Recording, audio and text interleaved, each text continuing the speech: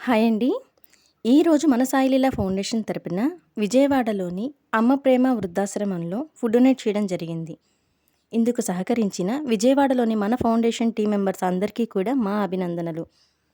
ఇలాగే మరిన్ని కార్యక్రమాలు ముందుకు తీసుకెళ్లాలని మనస్ఫూర్తిగా ఆశిస్తున్నాము.